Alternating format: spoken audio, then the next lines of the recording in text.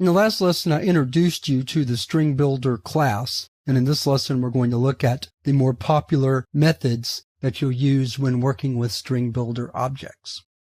So let's get started. We're going to call this program stringb.java. We don't have to import anything, so we can go directly to our main program.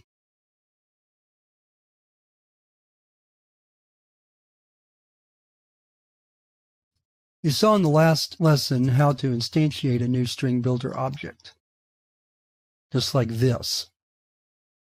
You can also initialize an object by passing in a string as an argument to the constructor. So let's take a look at that. It didn't make sense to do that in the last lesson because we were concatenating and building a new string.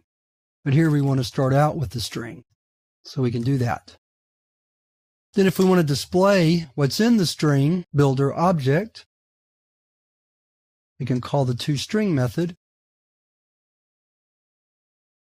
So let's save that, compile, and then run. Okay. We left out the word is, so we can insert that into our string using the insert method, which takes an offset where you want to start the insertion and the string to insert. So the offset will be the position after the space, essentially where T is. So that's going to be position 0, 1, 2, 3, the fourth position. So if we say insert for the word is, just like so, then let's display the string again using toString.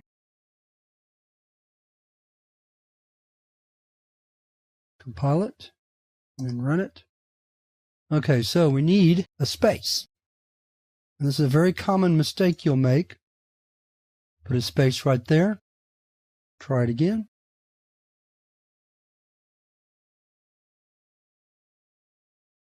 There we go. Exactly how we want it.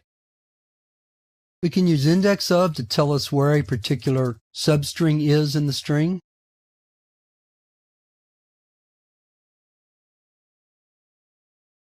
We're about to run out of room, so let's move this down to the next line.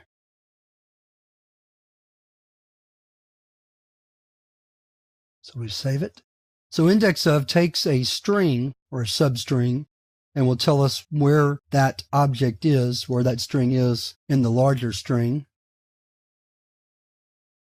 So it's at position 7. If we want to delete the string, we can say sentence delete. And then we can give a starting position 4 and a stopping position 6. Then let's display the string again.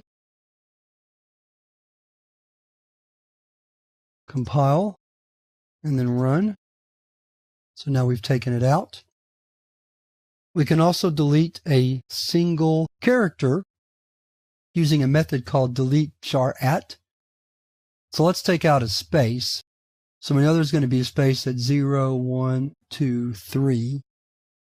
So let's delete that space and see what we get after we've deleted it. Let's clear the screen, recompile. All right, so you see we had an extra space.